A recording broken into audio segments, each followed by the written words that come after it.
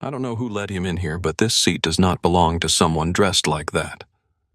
Get him out, or I will have my husband make a call that ends your career before dinner." Margot Delacroix did not whisper it.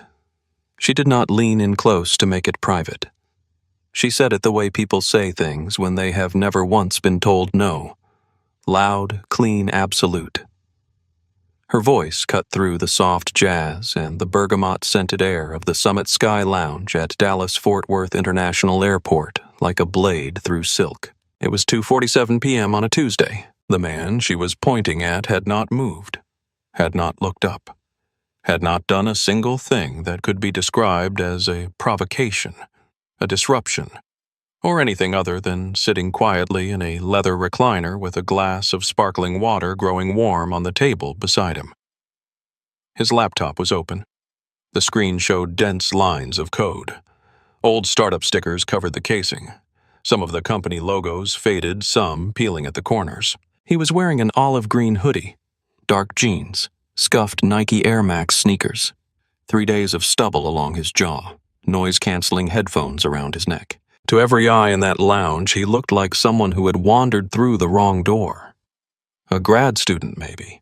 A young programmer from economy who had talked his way past the front desk. His name was Elijah Brooks. What Margot Delacroix did not know, what Craig Whitfield, the senior director of guest experience, could not have calculated, what Officer Dale Pruitt was about to discover at his own professional cost, was that Elijah Brooks was the founder and CEO of Apex Shield Technologies, a cybersecurity firm worth $3.2 billion.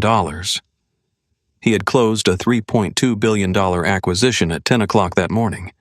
He had been awake for 61 hours. And in exactly 17 minutes, his $74 million Gulfstream G650 was going to touch down on the runway outside that very window. The man they were about to perp-walk through a public concourse like a common trespasser, he owned the sky they were standing under. They just did not know it yet. 17 minutes. That is all the time Margot Delacroix had to change her mind. To look at the man in the olive hoodie one more time.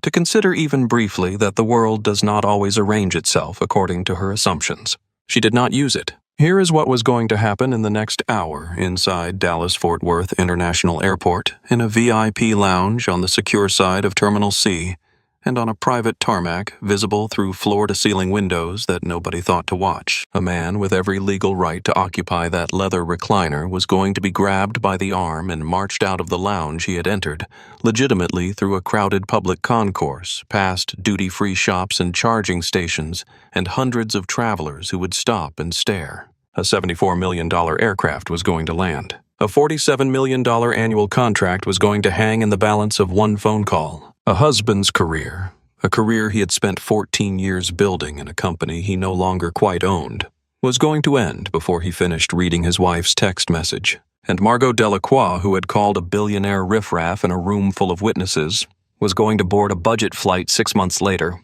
Zone 5 middle seat schnauzer and cargo, with no lounge access, no status tier, and no one left to call. But we are getting ahead of ourselves. Because before any of that happened, there was a woman with an espresso and a notepad who noticed something the rest of the lounge chose to ignore.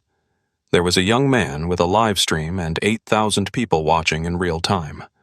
There was a captain with a printed dossier and a very specific parking instruction. And there was Elijah Brooks sitting in a leather chair he had every right to occupy, watching his sparkling water go flat, waiting for the world to show him exactly what it was. Let us go back to how this started. Before we go any further, where are you watching from right now? Drop your city in the comments below. We want to hear from you. And if you have ever been judged by what you were wearing instead of who you are, if you have ever walked into a room and felt someone decide before you opened your mouth that you did not belong there, this story is for you. Hit that subscribe button and stay with us, because Elijah Brooks is about to teach a masterclass in what it looks like to let people show you exactly who they are. No arguments, no theatrics, just patience, precision, and 17 minutes of rope. He gave them every chance to do this differently. They did not take it. Now let us go back to that lounge. The Summit Sky Lounge at Dallas-Fort Worth International Airport was one of those spaces designed to make certain people feel that the rest of the world had been tastefully edited out. Floor-to-ceiling windows ran the full length of the west wall overlooking the private aviation tarmac. and beyond it, the long geometric sprawl of runways fading into the Texas afternoon haze. The lighting was calibrated, not dim enough to sleep in, not bright enough to reveal the exhaustion on the faces of people who had been in the air 3 times that week. Velvet acoustic panels absorbed ambient noise. A bergamot diffuser near the entrance made the whole space smell faintly expensive. On a normal Tuesday, the lounge operated at 60% capacity. Executives making calls in corners, consultants typing reports with the intensity of people billing by the hour. The occasional couple on a first-class leisure trip slightly uncomfortable in the silence ordering champagne to justify the upgrade. Today was not a normal Tuesday. A severe storm system had swept across the Midwest overnight, cascading delays through every major hub in the country. DFW, as a primary connecting airport, had absorbed the disruption like a sponge. Flights to Chicago, Minneapolis, Denver, and Kansas City were delayed by anywhere from 90 minutes to 4 hours.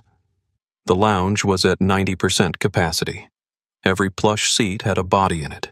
The espresso machine had been running without pause for 2 hours. The young attendant behind the bar had the particular expression of someone who understood that their shift was going to run long and that no one was going to thank them for it. Elijah Brooks had been awake for 61 hours. Not the soft drifting kind of awake that comes from a red-eye flight and 3 cups of coffee. The hard crystalline kind of awake that arrives after days of high-stakes decision-making when the mind has burned through its normal fuel reserves and is running on something more fundamental. Purpose, maybe, or just the sheer forward momentum of having started something that had to be finished. The Veridian Corp acquisition had closed at 10:04 that morning in a downtown Dallas conference room that smelled of printer toner and anxiety. 14 months of negotiations, 3 collapsed term sheets, 2 hostile counterbids, and 1 all-night legal session that had pushed everyone involved past the reasonable limits of professional endurance. The ink was 4 hours old. His legal team was celebrating at a steakhouse on Commerce Street. His COO had called twice with congratulations. 3 board members had sent messages that used the word historic. Elijah had replied to each of them with 2 words, "Thank you." Then he had closed the app and come here because all he wanted, the only thing he wanted in the world at that moment, was to go home to Atlanta. His private flight had other plans. Captain Leon Ford had called at noon to explain that the G650 had been diverted to Austin to wait out a squall line moving through the DFW airspace. They were repositioning now. ETA to the private FBO terminal, approximately 17 minutes from the current moment, give or take winds. Elijah had thanked him, hung up and made his way to the Summit Sky Lounge rather than waiting in the sterile, echo-heavy private aviation center on the far side of the field. He held a Skybridge Airlines Obsidian Tier lifetime membership card. Access was unconditional. He had been sitting in this leather recliner for 90 minutes. His physical appearance was by design unremarkable. Olive green hoodie from Howard University, his alma mater, faded from years of wash cycles to the color of old moss. Dark jeans, scuffed Nike Air Max in a gray that had once been white. 3 days of stubble. His laptop was open on his knees, the screen showing a segment of infrastructure code from one of Apex Shield's enterprise security platforms. The casing was covered in startup stickers, a record of companies he had either built from nothing or acquired in the years since. One sticker read in small letters, "Break things, then fix them better." His noise-canceling headphones were around his neck. He was not listening to anything. He simply liked having them there. To every eye in that lounge, Elijah Brooks looked like someone who did not belong. That was not an accident. In the far corner of the lounge, closest to the window wall, Rosa Navarro had been working for 45 minutes on a piece she was calling tentatively, "The Invisible Passenger." She wrote for a national travel publication. Sharp reported the kind of journalism that made airline executives uncomfortable in a way they could not quite articulate until they saw their own policies quoted back at them. She was in Dallas for a conference and had 2 hours before her flight. She had ordered an espresso and opened her laptop and settled into the specific productive quiet of a journalist in a good seat with a deadline still 3 days out. She had noticed Elijah when he arrived. Noticed him the way she noticed everything. As a data point, a detail, a corner of the room that her journalist's peripheral vision filed away without quite consciously processing. Tired man? hoodie, laptop. Did not look like the usual lounge demographic. She had thought nothing more of it. 3 seats to her left, Tyler Okafor was editing footage on his own laptop, both AirPods and a half-finished green tea on the table beside him.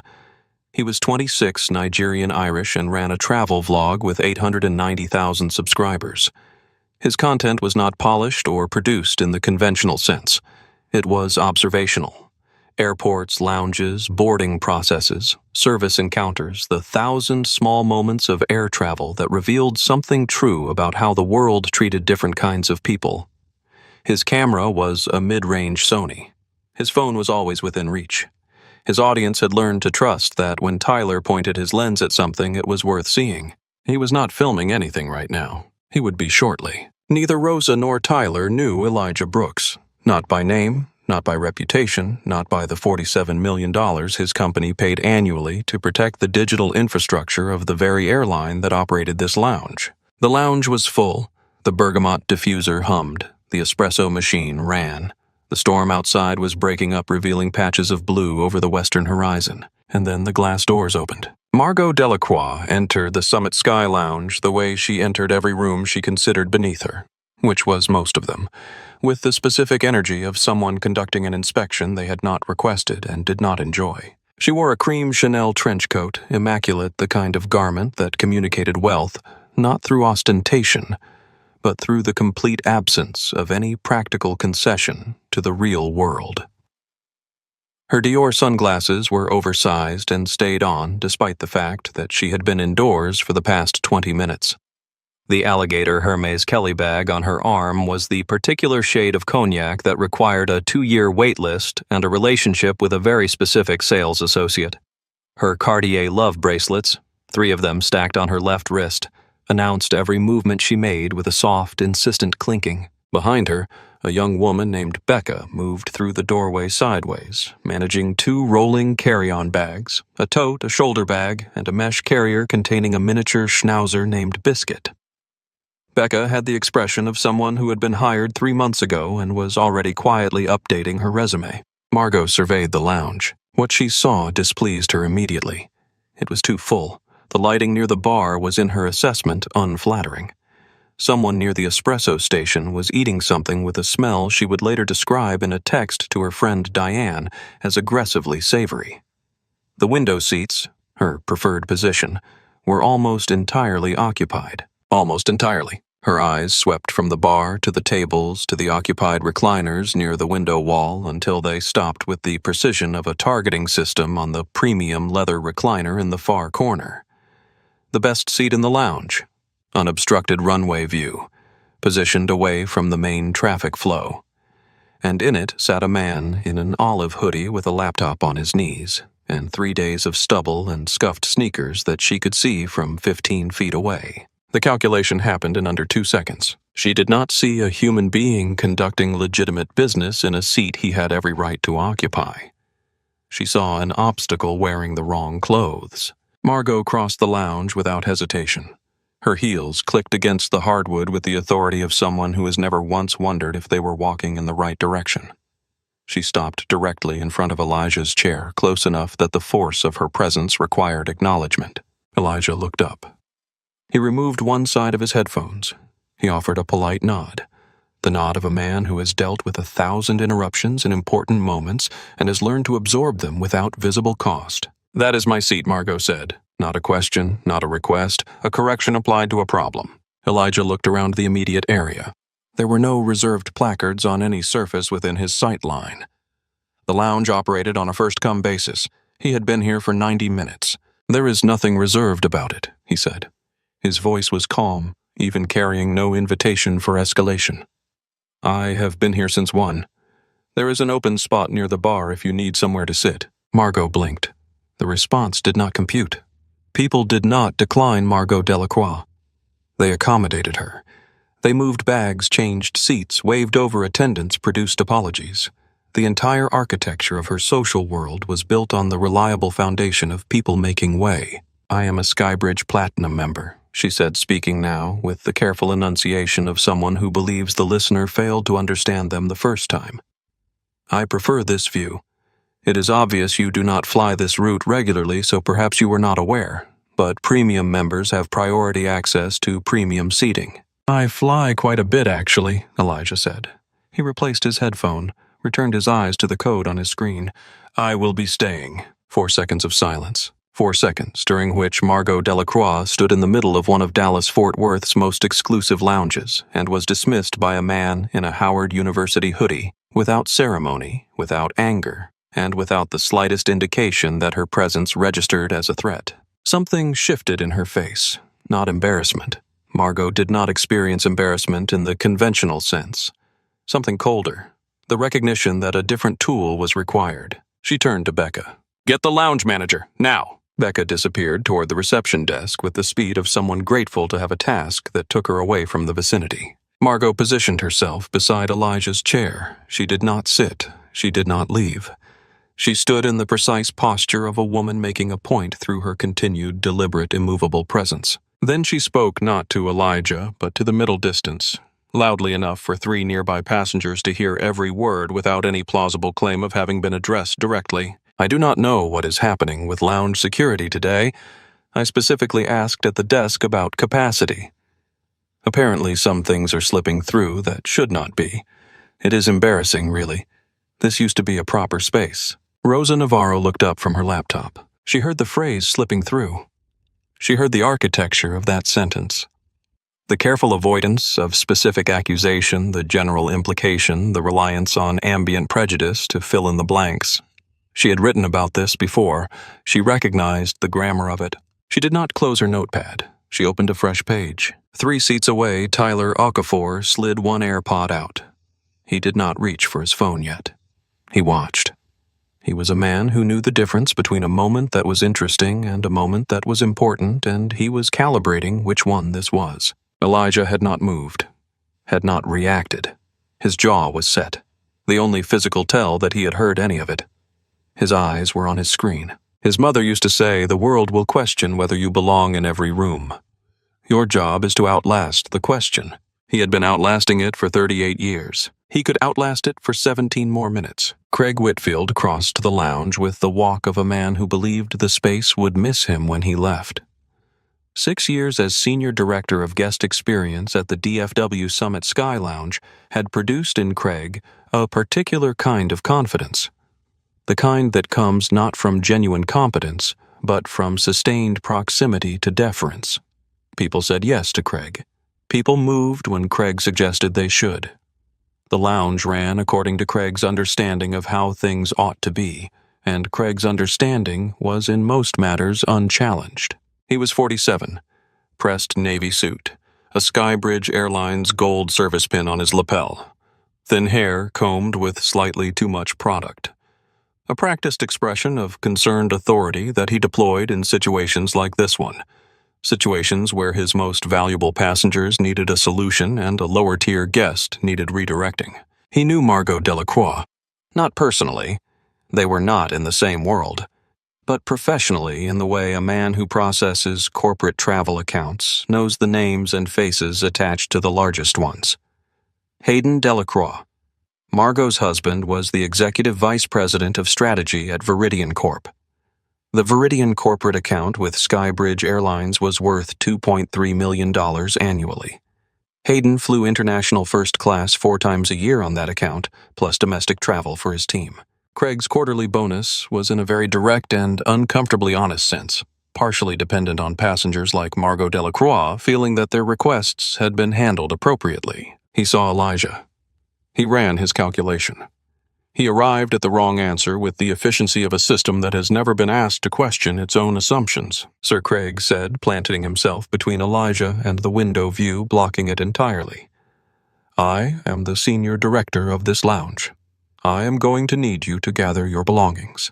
Elijah closed his laptop with the patience of someone who has performed this particular motion many times and has learned to perform it without visible frustration. He reached into the front pocket of his hoodie without hurry and produced a card. Matte black, heavier than it looked. The Skybridge chairman's circle card. A tier so exclusive that it was not listed on the airline's website, not advertised in any membership materials, and not available by application. Fewer than 800 existed worldwide. They were issued by direct invitation to heads of state, Fortune 500 CEOs, and a handful of individuals whose annual corporate travel expenditures placed them in a category that required a different kind of conversation altogether. Elijah set it on the table between them. Craig picked it up with 2 fingers the way you pick up something you are not certain you should touch. He looked at it. He recognized it. He had seen 3 of them in his 6 years in this role, and each time had produced a very specific response in his body. A recalibration, a shift in register. That shift began in Craig's chest and was immediately suppressed by the cognitive wall his prejudice had already constructed. He looked from the card to Elijah, from Elijah to the card. His brain offered him 2 explanations. The card was genuine or the card was not. His brain had already decided which explanation required less reconstruction of his understanding of the world, and it chose accordingly. He produced a handheld scanner from his belt, tapped the card against the reader. A soft beep, a green check mark. The screen read E. Brooks, status active, chairman's circle, unlimited access. Craig stared at the scanner, stared at Elijah, stared at the scanner again. Our system experiences glitches during high-volume days, Craig said. His voice had acquired a quality he could not fully hear in himself, slightly too careful, slightly too practiced. I will need to verify this independently. Do you have a government-issued ID and a commercial boarding pass? I'm not flying commercial today, Elijah said. Craig's expression did not quite smile, but it shifted into something adjacent to satisfaction, the relief of a man who believes he has found the exit. Then you do not have legal access to the secure airside terminal, sir. You will need to gather your things and exit through the main security checkpoint. Elijah looked at him. Directly, steadily. The kind of look that does not require volume to communicate its weight. I have a private flight departing from the FBO terminal across this field. My aircraft is repositioning from Austin. It lands in approximately 15 minutes. My membership card grants me unconditional lounge access. I am staying. Margot had positioned herself close enough to follow every word. She chose this moment to make her contribution. You see, she said, addressing the air beside Craig's shoulder rather than either man directly. He is not even ticketed. I told you. I have seen this before. Someone picks up a card that does not belong to them and thinks they can use it. The airline really should do more to prevent this sort of thing. She said it at the volume she always used when she wanted everyone to hear something while technically speaking to no one. 3 passengers in adjacent seats heard it clearly. One man near the espresso bar looked up.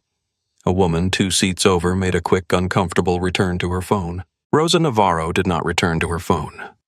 She wrote the time in the margin of her notepad, 2:54 p.m. Then she wrote a single phrase, card confirmed green, still challenged. Tyler's hand moved to his phone, still not filming, but close. Elijah closed his laptop, placed it in his backpack, folded his hands together on the armrests of the chair and looked at Craig Whitfield with the expression of a man who has decided to let something run its course because he understands exactly where the course ends. You have just made the worst decision of your professional career, he said. Quiet. Absolute. No performance of anger. No elevation of volume. The kind of statement that lands harder for being delivered without heat. I want you to know that I gave you every chance to do this differently. Craig straightened. He was 47 years old, and he had been the senior director of this lounge for 6 years, and no one, no non-ticketed man in a faded hoodie, was going to deliver a verdict to him in his own space. Sir, I am going to ask you one more time. Leave voluntarily or I call airport security. Elijah reached into his hoodie pocket, pressed a single button on his phone screen. A message went to Danny Reeves, his executive assistant, 1,200 miles away in Atlanta. 2 words, activate, now. He slid the phone back into his pocket. Call them, he said. He had been in the library for 6 hours. The assigned reading for his Introduction to Computer Architecture course was 200 pages, which Elijah had covered by 9 p.m. The additional reading, the textbooks he had found in the library's reference section, the ones not on any syllabus, had taken him through to midnight, and the code he was practicing on his second-hand laptop had carried him past 1 a.m. into the particular silence of an academic building that had quietly become his alone. He was 19. He was on a partial scholarship. He did his best studying when no one else was around. The campus security guard had started following him at 1:22 a.m. Elijah had become aware of it gradually, the soft repetition of footsteps behind him in the stacks present when he moved, pausing when he paused. He moved to a different row. The footsteps followed. He moved to the periodical section, then to the computer lab corridor, then back to his original table near the window. The footsteps followed every time. The student who had walked in 20 minutes after Elijah, wearing a Duke sweatshirt carrying a large coffee, had not been followed. Was currently sitting unmolested 3 tables away, building something in Photoshop. Elijah finally turned around. The guard was standing at the end of the row, middle-aged, the expression of a man prepared to defend a decision he had not fully articulated to himself. "You do not look like you are here to study," the guard said. Elijah had no answer. Not because he lacked intelligence or words or the capacity to argue, but because the sentence was not an accusation that could be answered. It was a verdict already rendered. An assertion that he was already in the wrong place before he had done anything based on nothing he could change or explain or prove his way out of. He felt the heat rise to his face, the specific awful heat of being seen as something you are not in a place you have every right to be. He sat back down. He opened his textbook. He studied until the library closed at 3 a.m. His mother had told him when he left home for college, "The world will question whether you belong in every room. Your job is to outlast the question." He had been outlasting it ever since, back in the Summit Sky Lounge. Elijah's hands rested still on the armrests of the leather chair. His expression had not changed. The heat was still there. It never fully left. But he had learned in 19 years exactly what to do with it. He folded it into fuel. "Call them," he said again, to Craig Whitfield. Quiet. Absolute. Craig reached for the radio clipped to his shoulder. He pressed the call button with the deliberateness of a man who wants the gesture to be observed. "Summit Sky. This is Whitfield at the lounge floor. I have a non-ticketed individual presenting potentially fraudulent elite credentials. He is refusing to vacate, requesting immediate security response." He said fraudulent clearly. He said non-ticketed at a volume that allowed anyone within 8 feet to hear it without effort. The word fraudulent landed in the lounge the way a dropped tray lands. A sharp, unavoidable disruption that compelled everyone in range to look, assess, and make a judgment in the half-second before social decorum reclaimed them. 3 passengers looked up and stayed looking. One man near the bar set his phone face down on the table.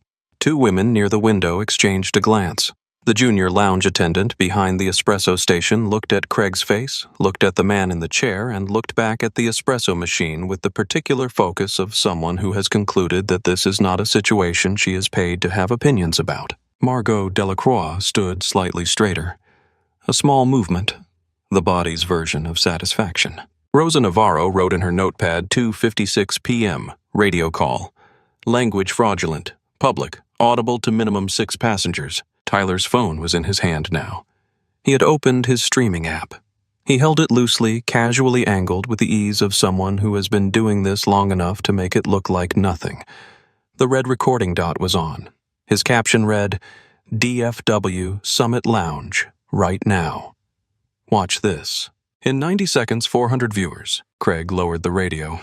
He looked at the chairman's circle card still on the table where Elijah had left it. His next move was in retrospect the clearest possible demonstration of how thoroughly he had committed to his conclusion. "I will need to hold that card for verification while we wait for security," he said. He reached toward it. Elijah's hand covered the card first, not quickly. There was no urgency in the movement. It was simply there and then it was covered. "You are not taking my property," Elijah said. Craig's hand stopped. The 2 men looked at each other across the small glass table with the specific quality of stillness that precedes a decision that cannot be walked back. Craig straightened.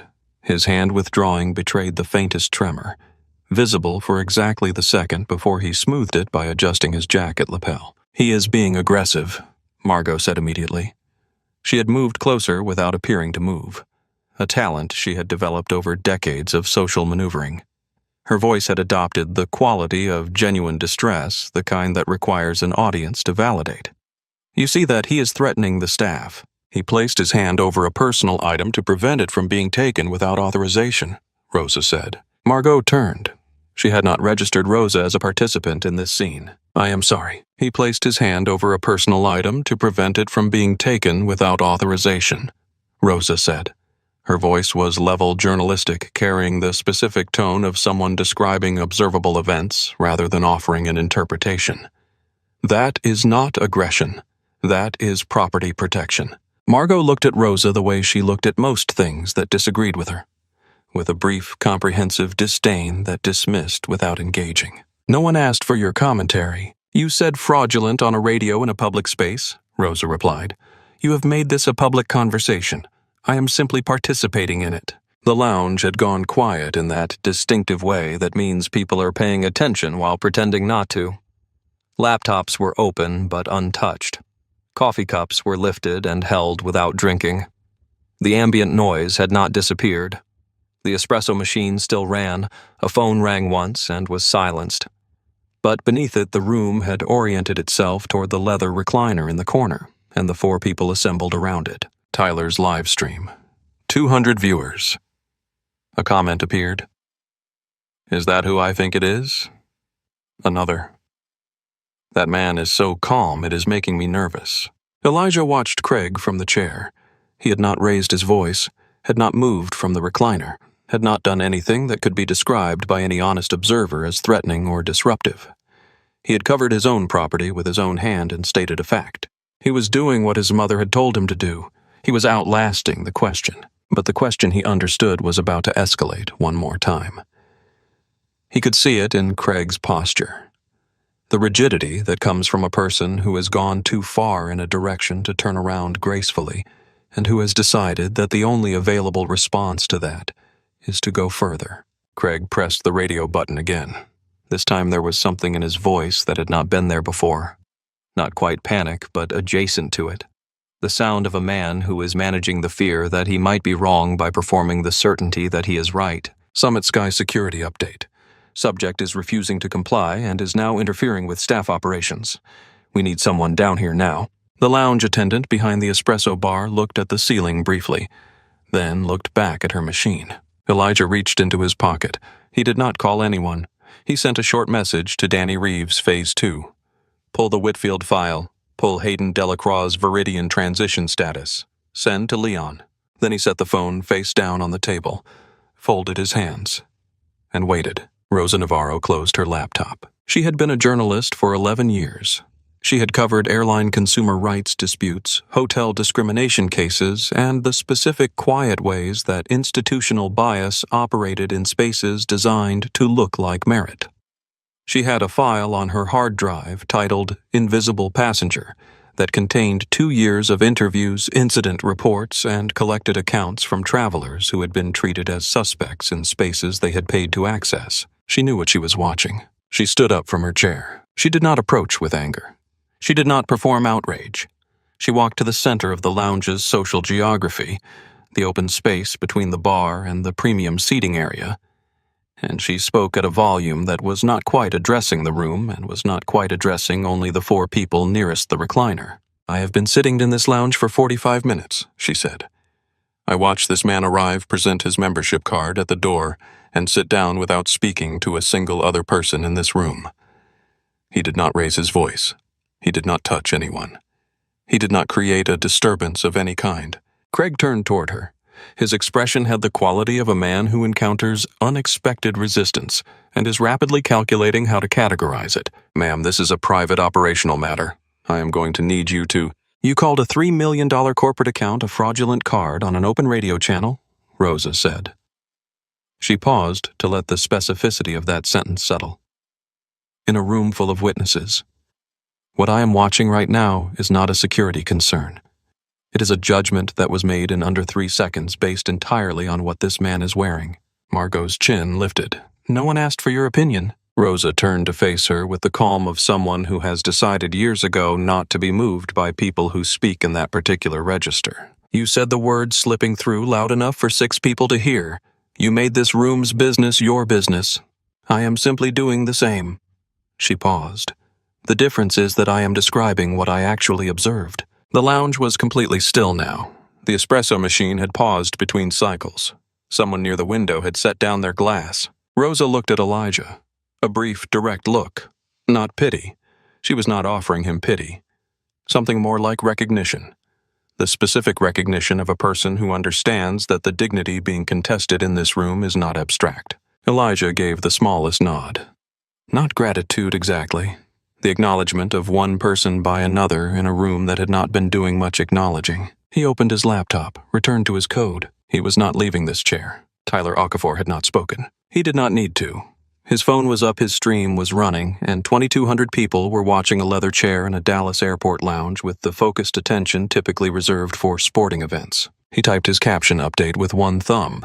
She just stood up.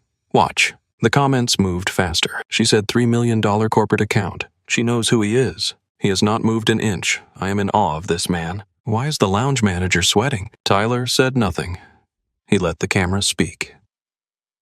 This was, he had learned over 3 years of travel content, the most powerful thing a camera could do. Not narrate, not editorialize, just observe with honesty, and let the audience arrive at the truth themselves. His viewer count 4,800, rising. Something had changed in the lounge. Not dramatically. The furniture was unchanged, the lighting was unchanged, the espresso machine had resumed its cycle. But the invisible architecture of the room, the unspoken agreement about who held authority and who was subject to it, had developed a crack. 3 passengers who had been very carefully not looking at the leather recliner were now looking at it. Not with the voyeuristic curiosity of people watching a scene unfold, but with the more uncomfortable attention of people who are being asked by Rose's words and by Elijah's stillness to consider what they were watching and what it meant. One man near the bar, mid-50s gray suit, the look of someone who has been in enough rooms to know when something is wrong, set down his glass. He did not say anything, but he did not look away. Craig felt the shift. He could not have described it, but he felt it. The way a tide that has been going out suddenly, almost imperceptibly, reverses direction. He pressed his radio a 3rd time. His voice, this time, had a quality in it that had not been there before. Something thinner. The sound of a man performing certainty rather than possessing it. Security, what is the ETA on that response? The radio crackled back. 2 minutes, Mr. Whitfield. Margot adjusted her sunglasses, repositioned her Kelly bag, looked out the window at the runway in the studied posture of someone who has concluded that what is happening around her is not relevant to her reality. It was. She just did not know it yet. Officer Dale Pruitt entered the Summit Sky Lounge with the body language of a man who has made up his mind on the walk over. He was 44, broad-shouldered, buzz-cut, his hand resting on his utility belt with the unconscious ease of long habit. He had been doing airport security at DFW for 9 years. He had removed dozens of non-ticketed individuals from secure areas, had handled passenger disputes in 4 different terminals, and had developed, through experience and the particular bias of environments that reward a certain kind of quick judgment, a very efficient triage system for determining on sight who was the problem in any given situation. He scanned the lounge as he entered. He saw Craig Whitfield, pressed navy suit, gold pin, the posture of institutional authority. He saw Margot Delacroix, expensive coat designer bag, the posture of aggrieved privilege. He saw Rosa Navarro, standing watching, the posture of a witness. And he saw Elijah Brooks, sitting, open laptop olive hoodie, the posture of a man who had decided not to perform deference to a situation he had not created. Pruitt's triage took less than 3 seconds. Craig met him halfway and briefed him in a lowered voice. The words non-ticketed fraudulent card and refusing to comply were clearly audible to everyone within 5 feet. Tyler's camera captured Craig's moving mouth and Pruitt's nodding head with the patient precision of someone who understands that this documentation will matter later. Pruitt walked directly to Elijah's chair. He was not impolite. He was not cruel. He was simply certain in the way of a man who has rarely had cause to question his certainty that this was a straightforward situation. "Sir, I need you to stand up. Hands where I can see them. You are being removed from the secure area." Elijah set his laptop aside, looked up at Pruitt. "On what specific legal grounds?" "Non-ticketed individual in a restricted airside space. I have a private flight departing from the FBO terminal across this field. My aircraft is approximately 10 minutes out. We will sort that out on the other side, up now." Elijah stood slowly. He was taller than Pruitt expected. Not dramatically, but enough to register. His posture was relaxed, non-threatening, the body language of a man who is permitting something rather than submitting to it. Pruitt grabbed his bicep. It was not a gentle guidance. It was a hard, unnecessary grip. The grip of a man who equates physical authority with resolution, who mistakes compliance for defeat and wants to make the distinction visible. Rosa took a step forward. Her voice was sharp and clear. He stood up voluntarily. He is cooperating. Why are you grabbing him? Pruitt said, "Ma'am, step back. I am a journalist, and this is a public commercial space, and I am asking a factual question about the use of force on a cooperative individual." Pruitt looked at her for 1 second, decided she was not at this moment his priority, returned his attention to Elijah. Tyler's camera was now clearly visible. Pruitt clocked it. His grip did not loosen. Elijah allowed himself to be walked toward the exit. He did not resist, did not argue, did not raise his voice or attempt to pull away. He moved with the controlled cooperation of a man who understands that this particular battle is not fought in this particular room. As he passed the chair where he had been sitting, the leather recliner with the unobstructed runway view, he stopped, just for a moment. The pause of a man making a deliberate choice. He turned and looked at Margot Delacroix. She had moved toward the chair the moment his removal became inevitable. She was already settling into it. Kelly bag on the table, sunglasses adjusted. He looked at her the way you look at something when you are deciding what it is worth remembering. "I hope you enjoy the view," he said. She smiled, small, satisfied, the smile of a woman who believes she has won something. "Much better without you in it," she said. He nodded once, turned, walked on. What followed was the longest walk Elijah Brooks had made in years, and he had walked into rooms that tried to end his company, into boardrooms that told him his numbers were not good enough, into negotiations that started with people who did not believe he was capable of the deal he closed. This was different. This was the walk of a man being displayed. Pruitt and a second guard flanked him. They moved through the lounge exit and into the main Terminal C corridor, the long, bright, fluorescent-lit artery of DFW that connected gates and shops and the 1,000 small commercial operations of a major international airport. Duty-free, a charging station row, a news kiosk, 3 gate seating areas each populated with travelers at various stages of delay and exhaustion. People stopped. Not all of them. Most kept their eyes on their phones, their books, their departure screens. But enough stopped. A woman near the news kiosk looked up and held the look. A teenager in a gate chair nudged his friend. Someone raised a phone. Elijah looked straight ahead. He did not make eye contact with anyone who looked at him. He did not perform dignity for an audience. He simply carried it the way he had carried it into every room that had tried to take it from him. Rosa followed at a distance. Her phone was out now documenting. Not for social media. She was not a content creator. For her article, for the record, for the version of this story that would exist in print with specific names and times and quotes long after the live stream comments had scrolled away. Tyler had moved out of the lounge and into the corridor. He held his phone steady. His viewer count, 8,400. His comment section was moving so fast the individual comments were barely readable before new ones appeared. "They are actually doing this. Someone tell me his name." The man in the hoodie has not changed his expression once. Pruitt walked Elijah to the one-way security exit. The doors opened. The transition from the controlled air-conditioned carpeted terminal to the hard fluorescent light and tile of public baggage claim was immediate and absolute. "Do not come back inside today," Pruitt said. Not with cruelty, with the flat, professional finality of someone closing a file. "If I see you in the terminal, you are leaving in a squad car." The exit doors sealed behind Elijah with a soft, decisive click. Back in the lounge, Margot adjusted the recline of the leather chair, positioned the Kelly bag to her left. Biscuit settled in his mesh carrier under the table. Becca hovered nearby with the careful invisibility of someone who has learned when to disappear. Craig Whitfield was back at the reception desk. He straightened his gold pin. He composed the opening line of a self-congratulatory email to his regional manager in his head. Tyler's camera, still running from the corridor, panned back toward the lounge window. Through the glass, the leather recliner was visible. Margot in its sunglasses, on phone out. A comment appeared on the live stream. She took his seat, before he was even out the door. Another. "Does anyone know who that guy was?" Another. "Someone is going to regret this. I can feel it." The lobby of Meridian Capital Partners was the kind of lobby designed to make people feel the weight of what happened in the floors above it. high ceilings a single enormous piece of abstract art, a receptionist who greeted visitors with the calibrated warmth of someone who understood that their job was to make the right people feel welcome and the wrong people feel uncertain about which category they fell into. Elijah had been 28. Apex Shield was 2 years old. 12 employees, a product that worked. A vision that was ahead of the market by approximately 18 months, which is either a gift or a curse, depending on how well you can explain it to people who do not yet know they need it. He had flown from Atlanta to San Francisco on a Spirit Airlines fare that had cost him $187. He had not slept on the plane.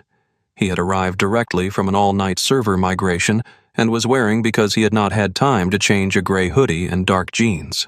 The partner assigned to his meeting, a man named Garrett Plimpton, managing partner with a reputation for being the sharpest reader of founders in the Bay Area, had looked up from his desk as Elijah entered the conference room.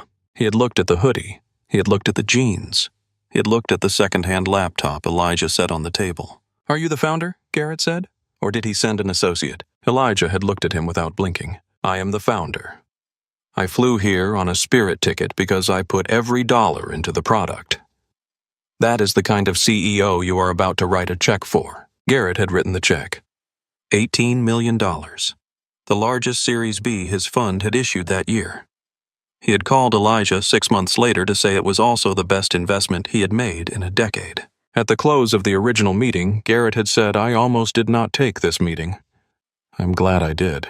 Elijah said most people say that eventually. Walking through baggage claim now, 9 years later. Elijah thought about Garrett, about the check, about what it had cost him to be in that room in that hoodie and say those sentences without flinching. He thought about the 800-person company he had built since, the acquisition that had closed 6 hours ago. He held the door open for a janitor pushing a mop through the baggage claim corridor. Old habit. His phone buzzed. Captain Ford wheels down, 9 minutes. He typed back Parker where the lounge can see the tail. He walked out with nothing but his backpack and his quiet. They kept his seat, his dignity, and their assumptions. And somewhere across that tarmac, a $74 million aircraft was about to land with his name on the tail. I want to pause here and ask you something. Because I think it matters. If you had been in that lounge today, if you had watched what Rosa watched, heard what every person in that room heard, would you have said something? Would you have stood up the way she stood up, knowing that no one else was going to? Knowing that it was going to be uncomfortable? Knowing that Margot Delacroix was going to look at you with that particular expression reserved for people who disagree with her? Or would you have gone back to your laptop and told yourself it was not your business? Most people went back to their laptops. Rosa Navarro did not. Tell us in the comments, what would you have done in that room? And stay with us. Because what happens next is the part nobody in the Summit Sky Lounge saw coming. The afternoon air outside DFW's Terminal C was thick with humidity and the smell of jet fuel and the distant sound of runway operations. A low, constant industrial music that Elijah had been listening to for most of his adult life without quite being able to say when it had stopped being background noise and started being home. He walked the perimeter route toward the private aviation center, a path that took him along the chain-link fencing that separated the public exterior from the airfield. Through the fence, across 200 yards of tarmac and taxiway markings, the field was visible. A United 737 was pushing back from a gate. A FedEx cargo plane was holding short of the active runway. And there, descending through the last of the afternoon cloud cover with the unhurried authority of an aircraft that has nowhere to be except exactly where it is going, was the Gulfstream G650. G65. Matte charcoal. A single gold pinstripe along the fuselage. The Apex Shield Technologies logo. A small shield outline subtle enough to be nearly invisible at this distance, on the tail. Elijah stopped walking for 11 seconds. He watched his plane land. There was something specific about the feeling. Not triumph, not relief, though both were present. Something quieter, the feeling of a fact reasserting itself. He had built something that was real and true and belonged to him, and a woman in a cream Chanel coat standing in a leather recliner had not changed any part of that. She had simply given him an additional 17 minutes to remember it. He resumed walking. His phone was already out. He called Captain Leon Ford first. Leon, where are you? Ford's voice came through with the unhurried precision of a man who has landed on 3 continents in a single week and treats all of them with equal professionalism. Just cleared the runway, Mr. Brooks. Taxiing to Signature FBO now. We are parked in approximately 6 minutes. Good. When you are on the ground, I need 2 things from you. First, find out what commercial flight a woman named Margot Delacroix is booked on, departing DFW in the next 2 hours. Corporate account or personal does not matter. Find the flight. Understood. Second, pull the full employment record for a Craig Whitfield, Senior Director of Guest Experience, Skybridge Airlines DFW Hub. HR complaints, performance reviews, disciplinary actions. Everything public-facing. Have it ready when I get there. A pause, not hesitation. Captain Ford did not hesitate. Processing. I will have it in 15 minutes. Anything else, sir? Yes. Parker, where the lounge windows have a clear sight line to the tail. Another pause. A different quality to this one. Understood, Ford said. And Elijah could hear in the single word the slight elevation of something that was not quite a smile, but was adjacent to it. Ford had worked for him for 4 years. He understood the precision of that instruction without requiring it to be explained. See you in 10, Leon. He walked in silence for another 3 minutes. The fence ran parallel to the taxiways, and through it he watched a Delta regional jet slot into position and a private helicopter lift off from a pad near the cargo area. His mother's voice arrived in his head, the way it always did when something had happened that required him to decide what to do with it. Do not get even, get clear. Getting clear meant understanding exactly what had happened in that lounge. Not just the visible surface of it, the loud and obvious indignity of being grabbed and marched and dismissed, but the structure beneath it, the invisible architecture that made it possible, the decisions made before Margot Delacroix walked through the glass doors, the culture that told Craig Whitfield that his instincts were reliable and his prejudices were judgment. The question was never whether he would survive it. That was never a question. The question was what he was going to do with the full picture once he had it. By the time the Signature FBO building came into view, glass and clean lines, a concierge already moving toward the entrance at the sight of him, Elijah had the outline of an answer. The contrast between the public terminal and the Signature Flight Operations Center was the kind of contrast that explained without requiring explanation why certain people flew privately. The FBO lobby was cool and quiet. Soft jazz from concealed speakers, fresh orchids on the reception desk. White 3 stems changed every morning. The floor was polished concrete rather than commercial carpet, which managed to feel more expensive rather than less. The light was warm and directional rather than the flat apologetic fluorescence of the commercial terminal. A concierge came through the main door before Elijah reached it. She was 20-something, efficient, had been doing this job long enough to recognize the particular walk of someone who had just navigated something they should not have had to navigate. Mr. Brooks, welcome back. Captain Ford is in the briefing room. Thank you, Simone, he said. He knew her name. He always knew the names. It was a habit that had started as deliberate courtesy and become involuntary. A reflex developed in years of being in rooms where the people bringing the coffee were treated as furniture, and the people giving the presentations were treated as persons. He thanked her, walked through the frosted glass doors to the briefing room. Captain Leon Ford stood at a polished mahogany table with the posture of a man who has spent 30 years in aviation and treats every situation with the same even-handed precision regardless of altitude or altitude equivalent.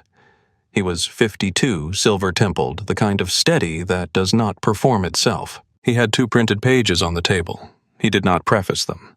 He let Elijah sit, and then he said, "I have what you asked for." He slid the first page across. Margot Delacroix, booked on Skybridge Airlines Flight 114 to DFW to New York. JFK, non-stop departing Gate C11, scheduled pushback in 38 minutes. Seat 1A. Elijah read this without comment. The second page. Craig Whitfield, 11 years with Skybridge Airlines, current position, Senior Director of Guest Experience DFW Summit Sky Lounge. Performance reviews satisfactory to strong for the first 7 years. Then, 3 HR complaints filed in the last 4 years. All 3 involved minority passengers. All 3 were marked resolved without finding. On 2 of the resolutions, the dismissal paperwork had been approved by the same name, a regional HR coordinator with joint processing authority over Skybridge's corporate account renewals. Ford pointed to the line at the bottom. This is where it gets interesting, Mr. Brooks. Elijah looked at the notation. The regional HR coordinator who had approved the complaint dismissals on 2 of the 3 occasions within the same processing window as a Skybridge corporate account renewal. The account Viridian Corp. The account value $2.3 million annually. The signatory on the Viridian side, Hayden Delacroix, EVP of Strategy, Margot's husband, the man whose company Apex Shield had acquired at 10:04 that morning. Elijah set the page down. He looked at it for a moment with the quality of attention he gave to complex code, finding the logic beneath the surface following the sequence to its conclusion. He has been covering for her husband's access, Elijah said. And her husband's account has been covering for him. Ford said mutual benefit, quiet and effective, until today. Elijah looked out the briefing room window. Through the glass, the Gulfstream G650 was visible on the tarmac, parked with its tail angled toward the commercial terminal. In the far distance, small but legible against the afternoon sky, the floor-to-ceiling windows of the Summit Sky Lounge caught the light. Somewhere behind those windows, Margot Delacroix was sitting in a leather recliner with an unobstructed runway view. Looking at his plane, Leon Elijah said, "Sir, what is the tail angle from the lounge windows?" Ford checked his mental geometry. Clear sightline to the Apex Shield logo. Anyone with decent eyesight and reason to look would make it out. Elijah nodded once. He picked up his phone. The stage was set. The players were in position. He had spent 61 hours in a windowless conference room building something worth $3.2 billion. He could spare 15 minutes to let it be seen. Danny Reeves picked up on the first ring. She had been monitoring Tyler Okafor's live stream on a second monitor since the message arrived. By the time the video hit 11,000 viewers, she had already opened Hayden Delacroix's Viridian Corp transition file in one window, pulled Craig Whitfield's Skybridge HR record in another, and was running a cross-reference on the corporate account renewal dates against the complaint dismissal timestamps. Danny was 31, methodical, and had the specific gift of making very complicated things happen very fast without any visible indication of urgency. Elijah had hired her 18 months ago and had described her to his COO as the most dangerous calm person I have ever worked with. 11,000 viewers, she said before he spoke. Tyler Okafor. His comment section has your name in it. I am not confirming anything publicly. Good. Do not. Elijah settled into the briefing room chair. Walk me through Hayden's file. Hayden Delacroix, EVP of Strategy, Viridian Corp., absorbed as of 10:04 this morning into the Apex Shield family. His division is flagged for restructuring review. Retention decision was not yet confirmed. We were planning a 30-day performance evaluation window before making any executive decisions. Accelerate the timeline, Elijah said. Flag his file for immediate review. Cause conduct detrimental to the parent company's executive leadership. Get it to Sarah in legal within the hour. A brief pause, not hesitation. Danny processing the scope. His unvested equity is substantial, Elijah. 4 years of options. We are talking about $4.1 million subject to nullification if termination is for cause under the acquisition terms. I know. You are certain. His wife had me grabbed by a security guard and marched through a public terminal because she did not like my hoodie. She did it using his corporate standing as a threat. If that is the culture he has built at home, it is the culture he has been building at work. Pull the performance audit from the last 3 years at Viridian. I would wager there is a pattern. Another pause. Then I will have it in 30 minutes. Send Hayden's file to Sarah first. Then we will look at the audit. Danny came back 2 minutes later. Her voice had a different quality. The particular tone of someone who has found what they were looking for and is not certain they are glad they found it. The complaint records, Elijah. I went deeper. He waited. The 3 complaints filed against Craig Whitfield in the last 4 years. 2 of them, the original passenger accounts, describe specific language. Words that were explicitly coded. One woman wrote 3 paragraphs. She quoted Craig directly. She was detailed, she was specific, she signed her name. And the filed version expressed dissatisfaction with service tone. 3 words. Elijah closed his eyes for 2 seconds. Someone changed the language. Someone with administrative access to the Skybridge HR system. The login trail is partially obscured, but the access timestamps line up with a shared credentials account, used jointly by Craig's direct supervisor and the regional HR coordinator who processed the Viridian Corp contract renewal. Both of them signed off. Both of them had reason to. They altered a passenger's documented account, Elijah said. Not a question. Stating a fact out loud so that its full weight could be felt by both of them. Yes, he sat with it. Not with anger. The anger was there, but it was not the dominant thing. The dominant thing was the specific gravity of understanding what had been done to a woman whose name he did not know, who had sat down and written 3 careful paragraphs, because she believed that someone would read them and find them credible and act. And someone had read them and found a different use for them. Danny. I want the original language restored to the record. Every altered document, back to what the passengers actually wrote. And I want the people who filed those complaints contacted, in writing, by Skybridge's office. Their words will be on record. That is going to require Skybridge's cooperation. Then let us make sure they cooperate. He paused. When this is done, full audit of Skybridge's complaint handling procedures, not just DFW, every hub, resolution rates who approved the dismissal's passenger incident patterns across all branches.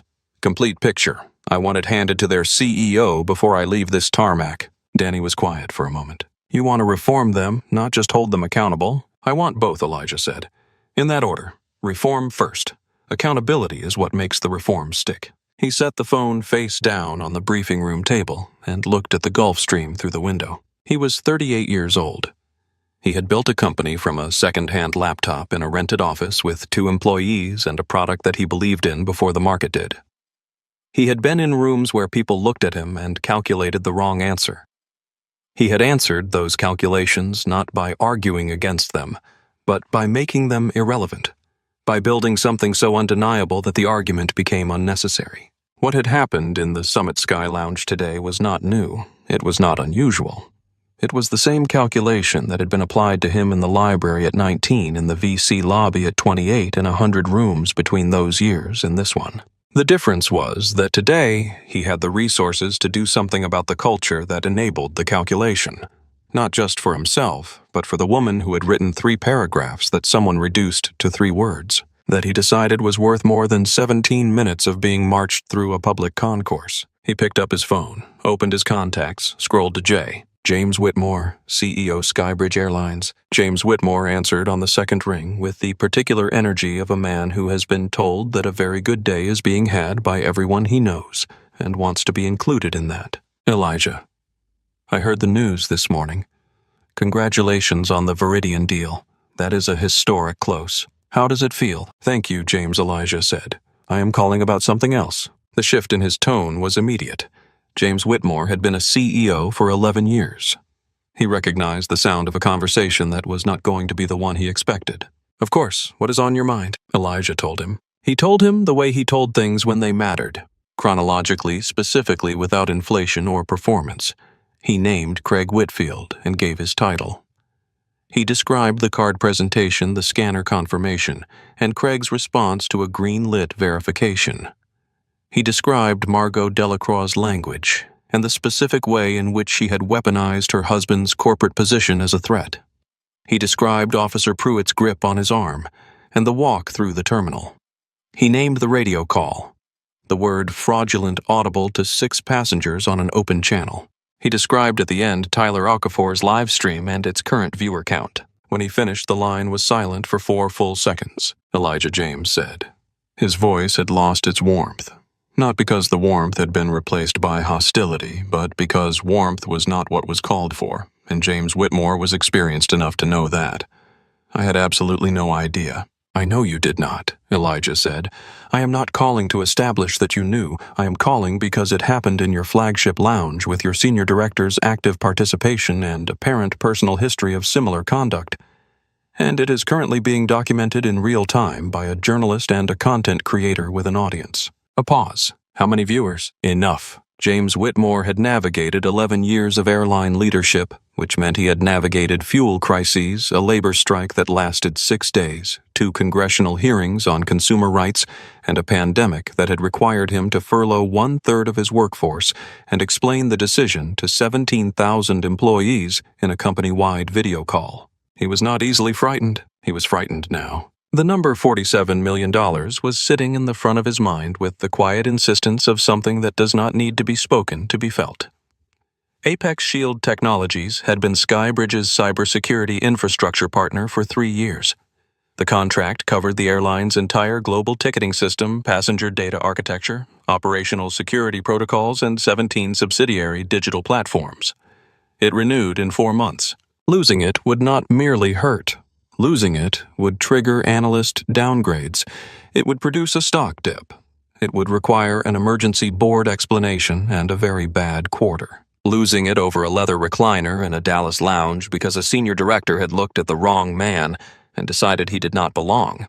That would be the kind of story that followed a company for years. "What do you need from me?" James said. "Direct, no performance." "3 things," Elijah said. "Right now, before I leave this tarmac. Tell me." Craig Whitfield suspended pending termination review. "Effective immediately. I want confirmation before my wheels lift." "Done." Margot Delacroix removed from Flight 1142 and her SkyBridge status permanently revoked. She is at Gate C11 right now. You have a window. Thaw. A brief pause. "That is a platinum member removal mid-gate. My operations team will need to—" "James, I will make the call. Third, a full independent audit of your complaint handling procedures. Every hub, not just DFW. Every complaint involving a minority passenger in the last 5 years. Resolution rates, who approved the dismissals, whether any original documentation was altered. The results published publicly within 90 days. The line was quiet. This was the term that cost something real, not money. The audit would be manageable. But the exposure that came with publishing findings before you knew what the findings were. That audit might surface things that are uncomfortable," James said carefully. "I know," Elijah said. "That is the point." Another pause, longer this time. "Agreed," James said. "All 3. Good. And the contract?" Elijah let the question sit for 3 seconds. "I am keeping the contract," he said.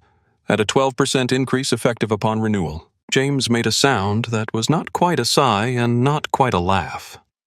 "That is—" "Yes, that is fair.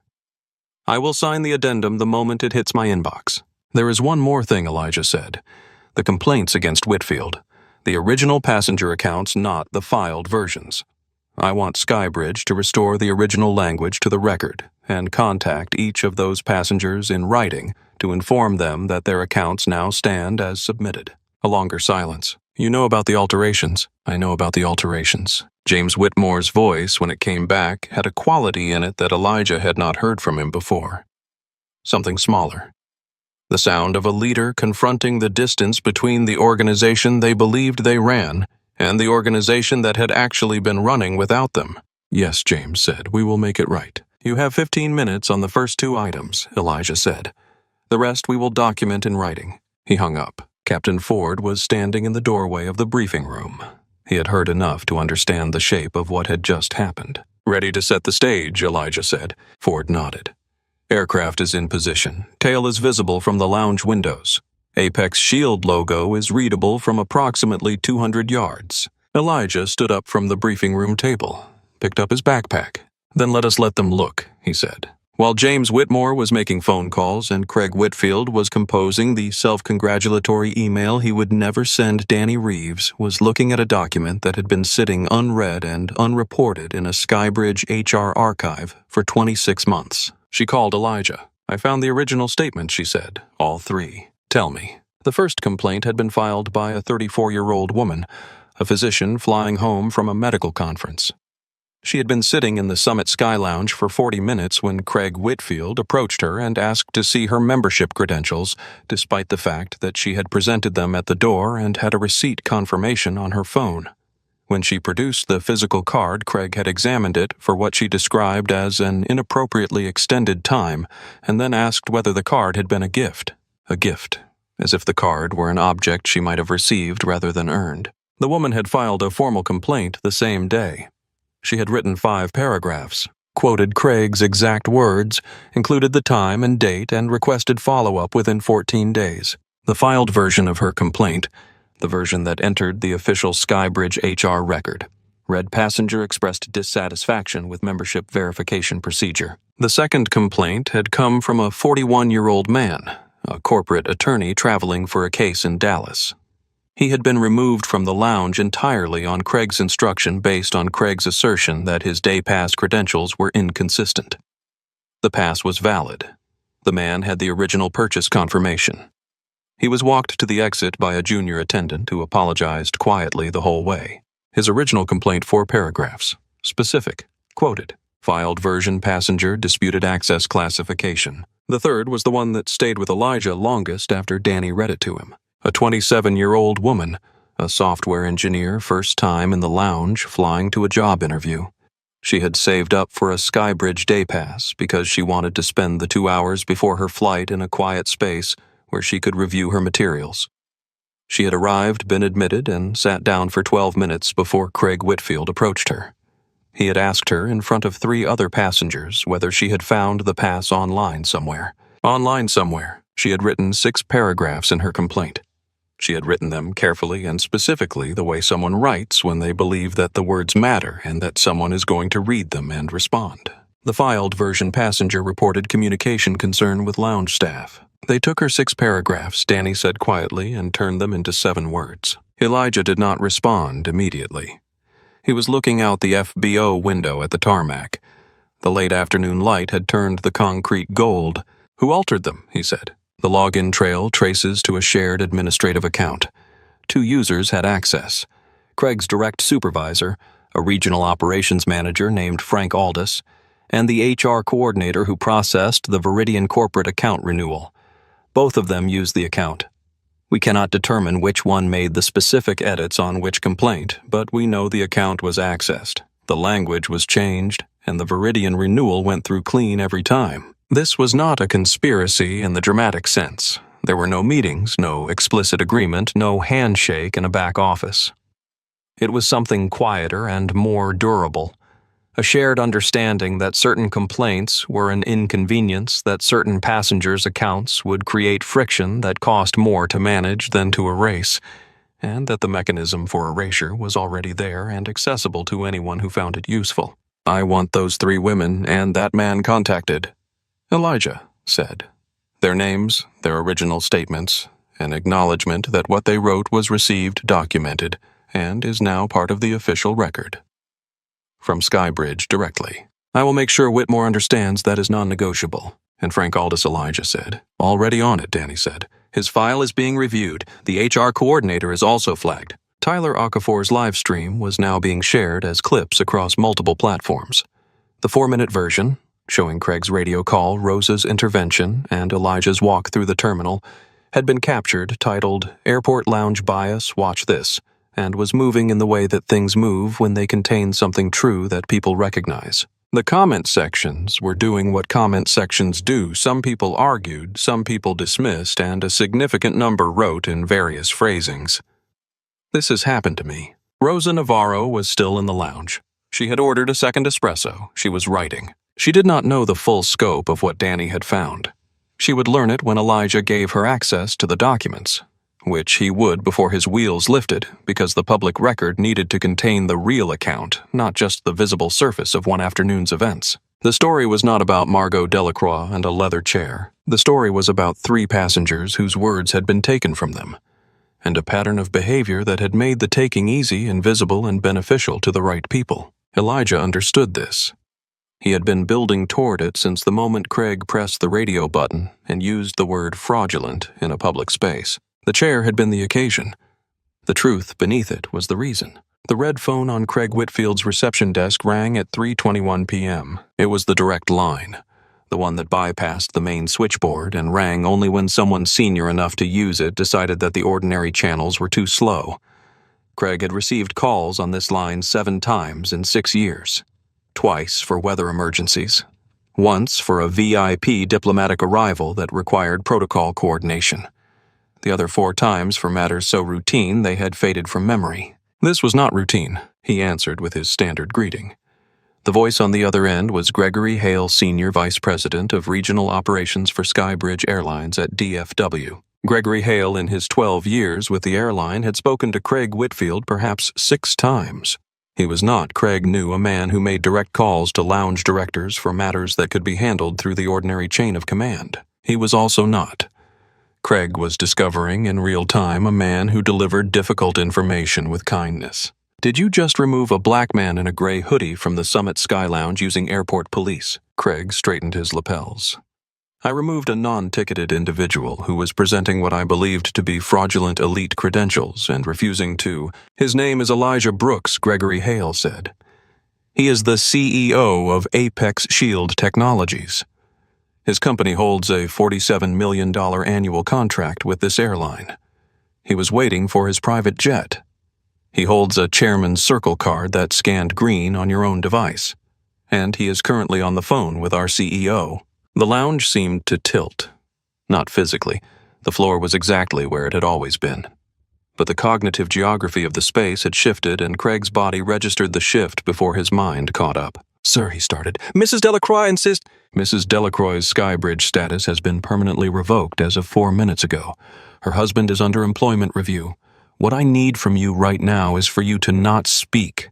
Not to Mrs. Delacroix, not to any passenger, not to any staff member, until someone from legal reaches you." "I do not understand." "Your credentials are being suspended effective now. Someone will be with you in 10 minutes. Do not leave the lounge." The line went dead. Craig set the phone in its cradle with the careful deliberateness of a man whose hands have stopped working correctly. He looked at his computer screen. His administrative access icon was grayed out. He clicked it. Nothing. He tried his lounge management portal. The login screen appeared, accepted his credentials, and then returned a single line, "Access suspended pending review.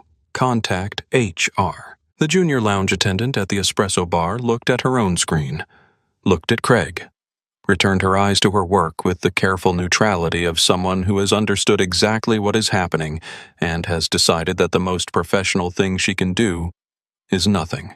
Craig stood at his desk in the lounge he had run for 6 years.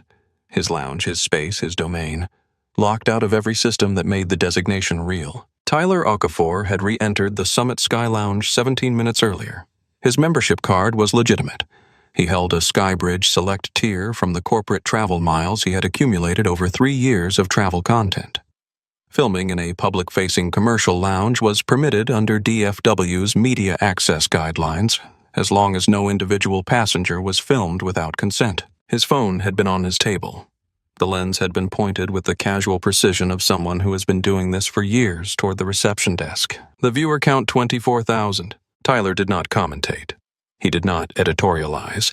He let the camera watch Craig Whitfield stand at his reception desk and look at a locked screen with the expression of a man who is watching the floor disappear beneath him. A comment appeared. "He just got locked out, did he not?" Another.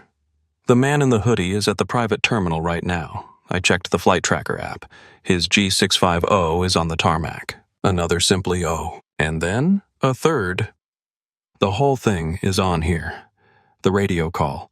The woman who stood up. Everything. Someone share this." They did. Rosa Navarro stood up from her chair for the second time that afternoon. She walked to the center of the lounge. She did not raise her voice beyond what the space required. She spoke the way she always spoke when she was reporting, with the specific authority of someone who knows exactly what they observed and is not asking for permission to say it. For anyone who was in this lounge in the last hour, she said the man who was removed from that chair 20 minutes ago.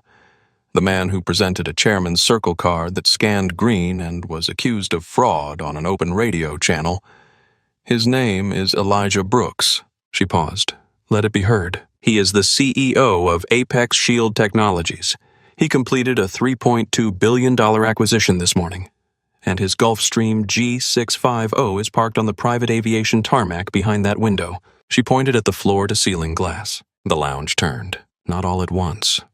There was a staggered quality to it, heads swiveling in sequence as the information traveled from the people nearest Rosa to the people further away. Several passengers moved physically toward the windows. The afternoon light was angling across the tarmac, and in the middle distance, clearly visible, the matte charcoal Gulfstream G650 sat with its tail angled toward the commercial building. The Apex Shield logo on the tail, a small, subtle shield, was legible to anyone with a reason to look. A man near the bar said, "Wait, that is his plane." A woman near the window said, "The man in the hoodie owned that." A third passenger very quietly, "She had him thrown out of his own airspace." The sentence landed in the room the way certain true sentences land. Not with drama, but with the weight of something that has been waiting to be said. Rosa did not add anything. She did not need to. She had given the room the fact. The room was deciding what to do with it. Margot Delacroix had been sitting in the leather recliner for 22 minutes. She had positioned the Kelly bag on the adjacent table. Biscuit was settled in his carrier. She had ordered a glass of still water, declined the champagne, and opened a text conversation with her friend Diane to relay the events of the afternoon in the self-vindicating framing she had been preparing since Elijah walked out. She heard Rosa's words. She heard the name, the company, the aircraft. She turned slowly toward the windows. The G650 on the private tarmac was visible. She could see the tail from where she sat. The logo was small. She had to lean slightly to make it out. But it was there, the shield, the name beneath it just readable. Something happened in Margot Delacroix's face in that moment. Not remorse. She was not a woman who experienced remorse in the conventional sequence where recognition precedes the feeling. What crossed her face was the specific horror of someone who has made a calculation they were certain was correct and has just discovered the number was wrong. She did not speak. She did not stay in the chair. She stood, picked up the Kelly bag called Becca with a two-syllable snap of her fingers and walked to the far side of the lounge, as far from the windows as the room allowed. As if the distance between herself and the plane on the tarmac was a distance she could make meaningful by achieving it. The leather recliner sat empty behind her, the chair that Elijah Brooks had occupied for 90 minutes. The chair that had cost 3 passengers their documented words, 1 afternoon's worth of dignity, and 1 woman her permanent travel status. It sat in the afternoon light by the window wall, like a fact that had been said and could not be unsaid. Rosa looked at it for a moment. Then she went back to her table, opened her laptop, and continued writing. Gregory Hale appeared in the Summit Sky Lounge at 3:31 p.m. with the particular energy of a senior executive who has spent the last 20 minutes managing a crisis he would prefer to have never learned about and is now required to manage its visible consequence in person. He was 55 gray at the temples, the kind of person who carries institutional authority as a natural quality rather than an affectation.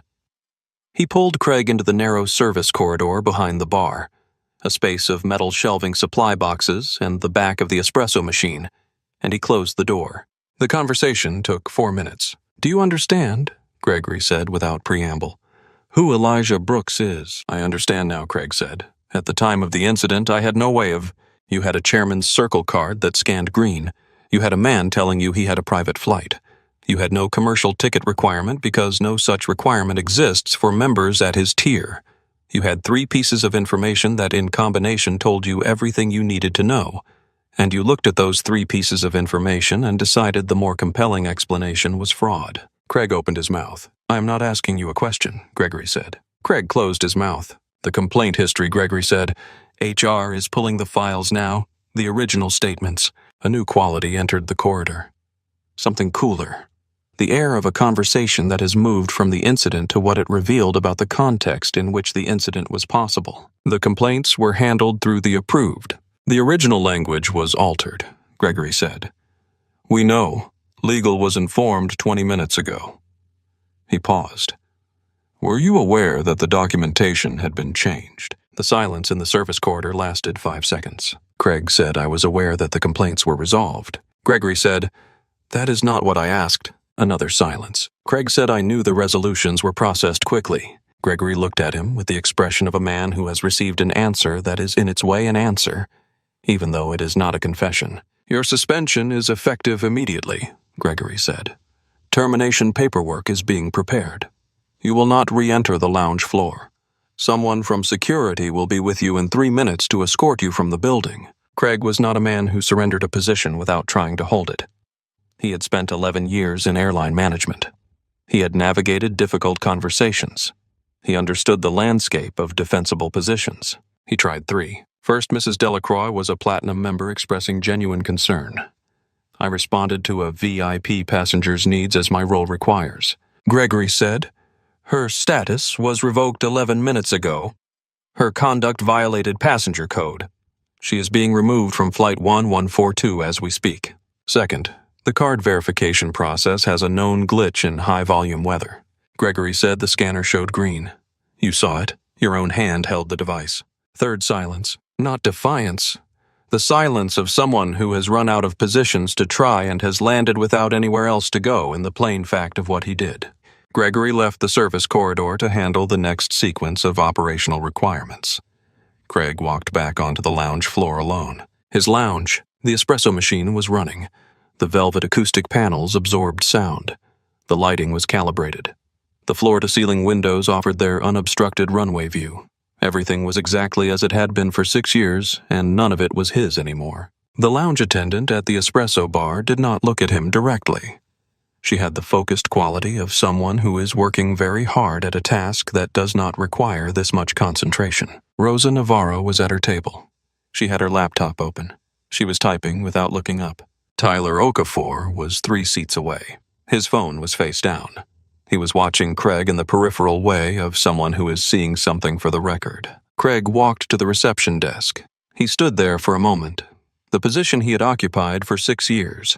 The station from which he had run his lounge, managed his passengers, made his judgments. He reached up and removed the Skybridge gold service pin from his lapel. He set it on the reception desk. It made a small sound against the marble. Almost nothing. The kind of sound a door makes when it closes for the last time in a room where you have spent years of your life. He walked to the back to collect his jacket. He passed the leather recliner near the window. The chair that Elijah Brooks had sat in for 90 minutes. The chair that Margot Delacroix had taken and then abandoned. The chair that had, in the last 45 minutes, accumulated more consequence than most pieces of furniture acquire in a lifetime. Craig did not look at it. He collected his jacket. He was escorted from the building. Margot Delacroix had reached gate C11 with 17 minutes to spare before scheduled pushback.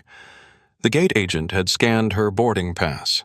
She had walked the jet bridge with the practiced efficiency of a woman who has boarded several hundred flights and knows exactly how much of this process to engage with. Seat 1A, window side, JFK nonstop, 3 hours and 40 minutes of managed altitude followed by a town car waiting at arrivals. And then she would be home, and this afternoon would already be becoming the story she was going to tell about it.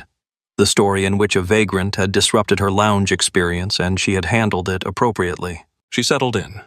Biscuit's carrier went under the seat. Her Kelly bag went in the overhead bin. She ordered still water from the flight attendant, a young man named Marco, and composed the first line of her message to Diane. The standards at DFW have genuinely collapsed. Had to have security remove someone from the lounge today. Apparently, they are just letting anyone in now. She looked at the screen. Hit send. Her phone rang. Hayden. She answered with the boredom she always applied to calls that interrupted travel. Darling, I am literally about to push back. Can this? Margot. His voice stopped her cold. Not because it was loud. Hayden rarely raised his voice. Because of its quality. The specific flatness of a person speaking from somewhere past ordinary distress into the gray country beyond it. What? The man you had removed from the lounge today? The vagrant, yes, I was just... His name is Elijah Brooks. He is the CEO of Apex Shield Technologies. She waited. Apex Shield bought Viridian this morning, Margot. At 10 o'clock this morning. I am an employee of Apex Shield Technologies as of 10 o'clock this morning. Elijah Brooks is my employer. A pause. Was. The water glass was in her hand. She set it down on the tray table. Carefully. Exactly. His legal team called 40 minutes ago, Hayden said. My file has been flagged for immediate review. Conduct detrimental to executive leadership of the parent company. They are reviewing my unvested equity. That is 4 years of $4.1 million. Yes. Margot's mouth opened, closed. You told me to use your corporate standing, she said. When you told me to ask for... I told you to call the lounge manager if you had a seating issue, Hayden said. His voice had the terrible flatness of a man who has understood very recently what has been done in his name and has not yet decided what to feel about it. I did not tell you to have a billionaire physically removed from a terminal using my name as a threat. He did not look like... I know what he looked like, that is the point. Marco, the flight attendant, appeared at seat 1A with the professional composure of someone who has been trained to deliver difficult news calmly. Mrs. Delacroix, I need to ask you to gather your carry-on items and your pet carrier.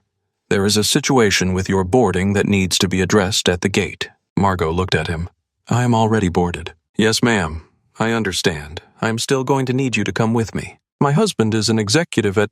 Your account status has been updated, ma'am, Marco said gently. The gentleness of someone delivering accurate information to a person who does not yet believe it. I have been informed by operations that your Skybridge travel privileges have been suspended. I am sorry. I need you to come with me now. The first-class cabin was very quiet. 3 passengers were very carefully not making eye contact with Margot Delacroix. One woman in seat 2B watched with the particular expression of someone who has seen this kind of entitlement before and has waited a long time for a moment like this one. She said nothing. But she watched. Margot did not move immediately. She sat in seat 1A with the stillness of someone who is performing disbelief in the hope that the performance will produce an alternative outcome.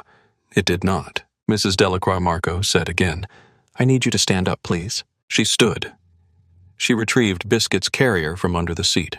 She reached into the overhead bin for her Kelly bag, and the reaching cost her something. The last of the composure she had been holding since Rosa said Elijah's name in the lounge. She walked the jet bridge.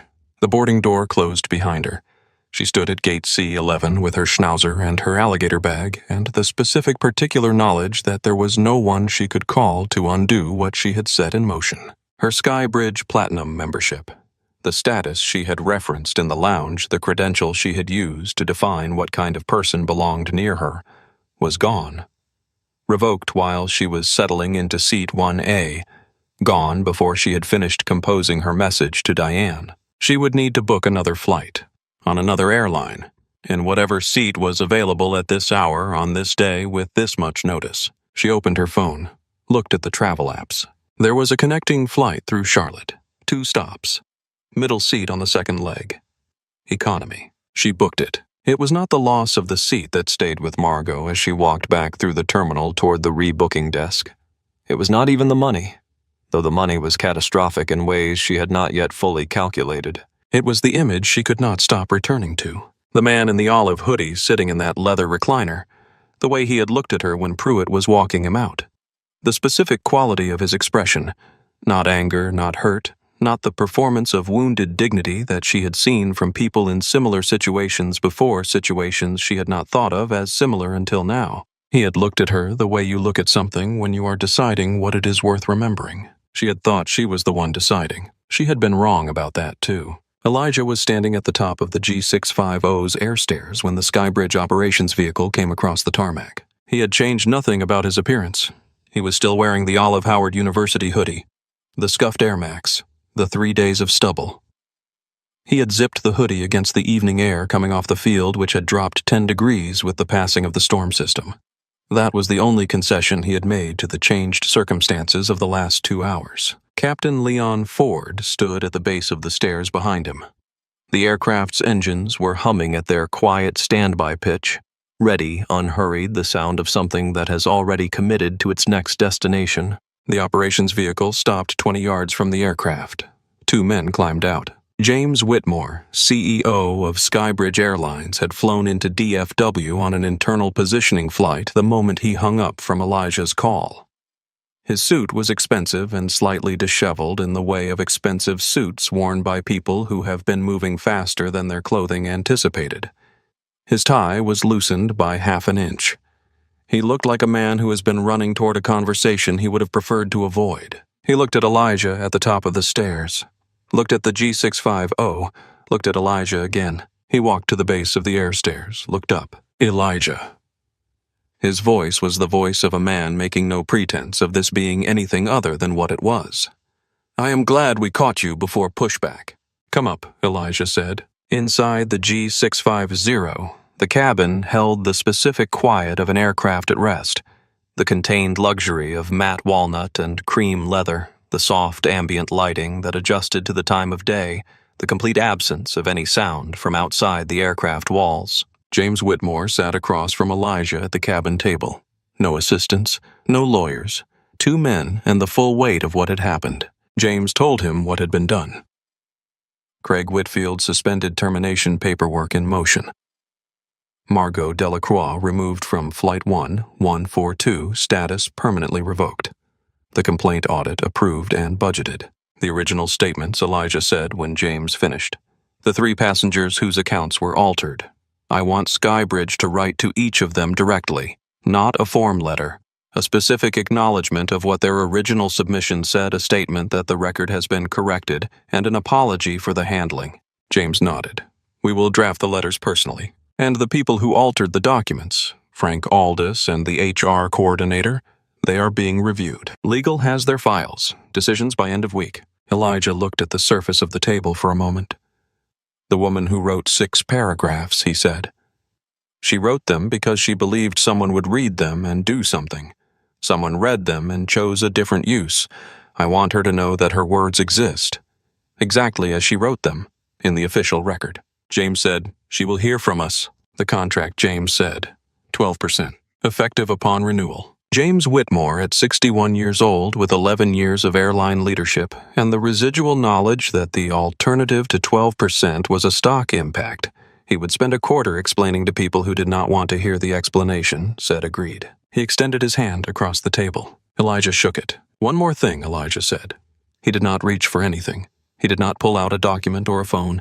He simply looked at James Whitmore the way he had looked at people across boardroom tables for 15 years, with the directness of someone who says the thing they mean because they have long since stopped seeing the point of saying anything else. I am not doing this for leverage. I want you to understand that clearly.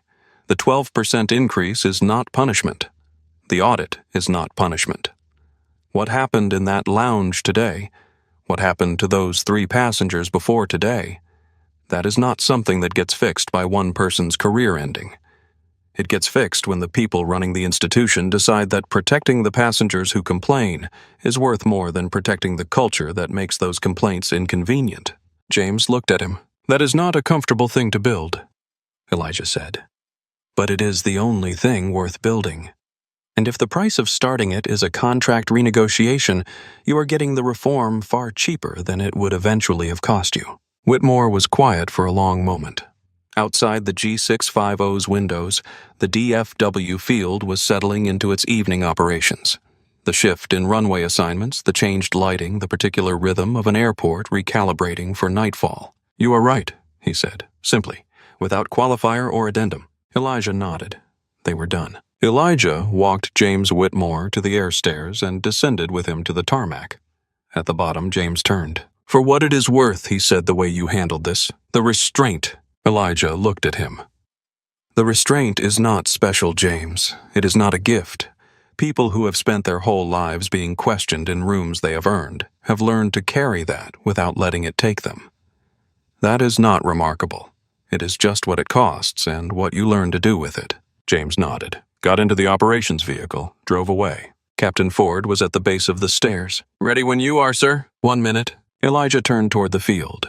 The terminal was visible in the middle distance. The floor-to-ceiling windows of the Summit Sky Lounge caught the last of the day's light. Warm gold, the precise color of late afternoon when the storm has finally passed. He thought about the girl who had written 6 paragraphs. He thought about the attorney who had his 4 paragraphs filed as a 3-word dismissal. He thought about the physician who had asked a reasonable question and had the question turned into a customer relations notation that absolved everyone of everything. He thought about a library at 1:47 a.m. and a man who decided he did not look like someone who was there to study. He was 38. He had outlasted a great many questions. But the questions kept being asked of other people. That was what he was going to do something about. Before ascending the G650 Hayes Air Stairs for the final time, Elijah walked back into the FBO lobby. Simone the concierge looked up with the expectant attention of someone who is prepared to handle any request that the next 30 seconds might produce. Elijah reached into his hoodie pocket, produced the chairman's circle card, set it on her desk. I would like to make an addition to this account, he said. A standing annual grant. 10 complimentary lounge access passes to be distributed at the discretion of Skybridge's frontline staff, specifically for passengers who have experienced mistreatment in airport lounges or transit spaces and have filed formal complaints.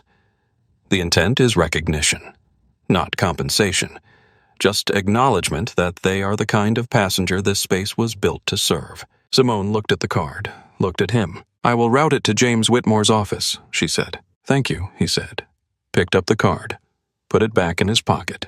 He turned and walked toward the G650. At the top of the air stairs, before stepping through the cabin door, Elijah paused. He turned, not to look at the terminal. He had looked at the terminal enough today. He turned toward the sky.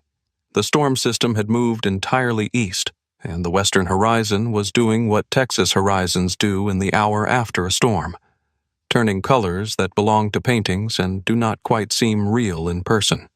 Gold and amber and a particular shade of rose that does not have a useful name. His mother had told him when he was 19 and sitting in a library at 2 a.m, being followed by a man who had decided what he was before he had done anything.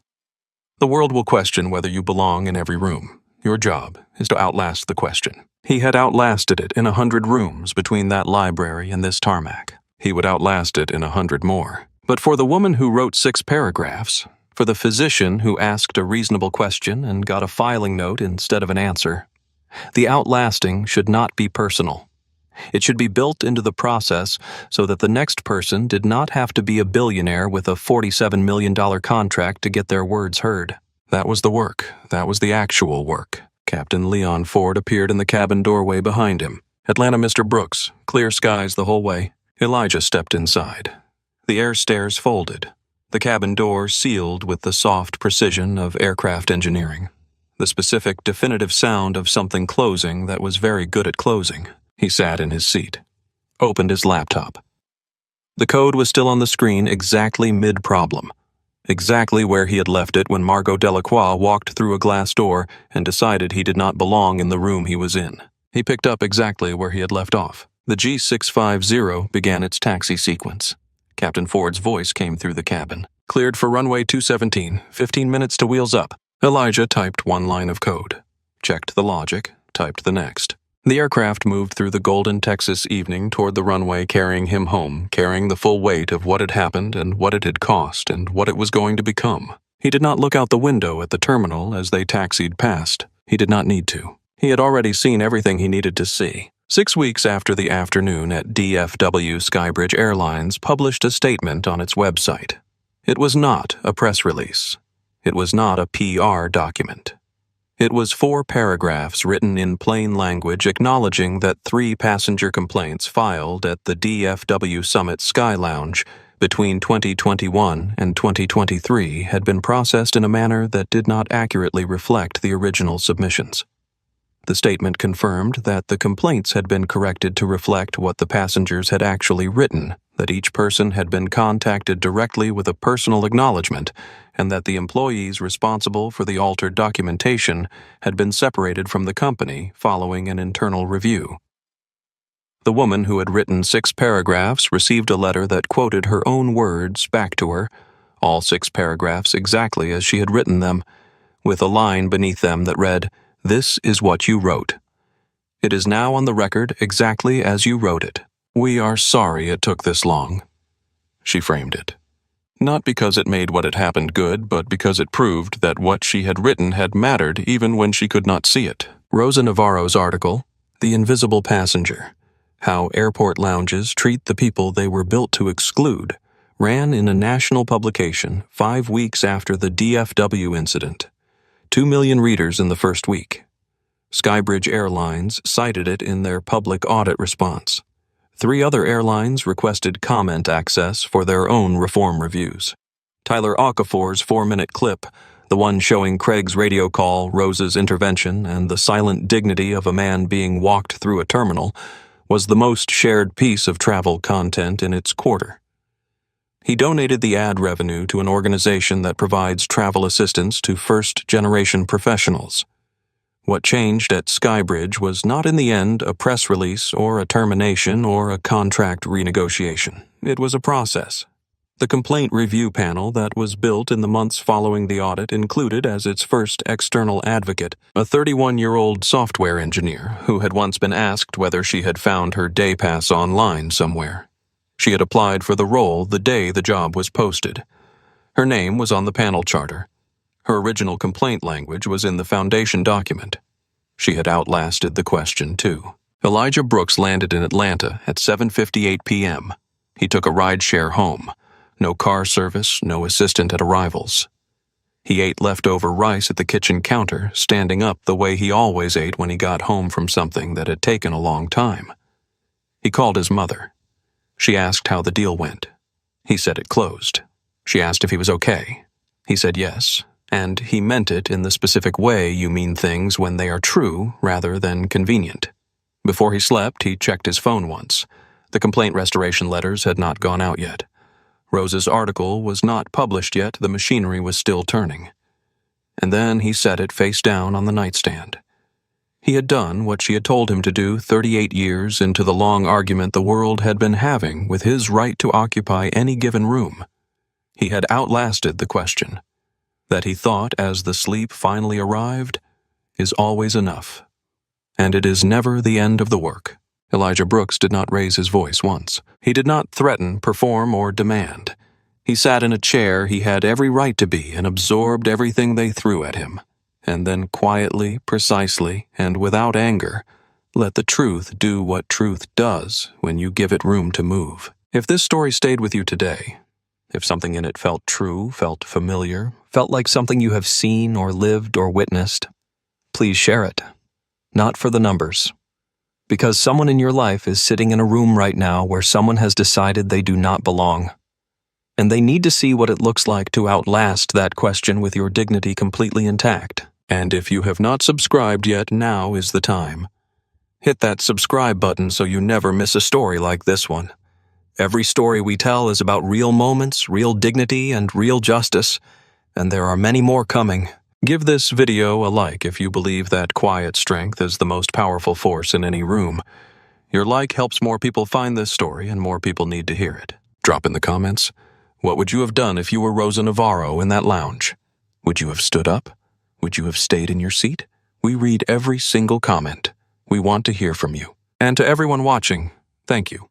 Not just for watching, but for caring enough to stay until the end. That means everything. We will see you in the next one.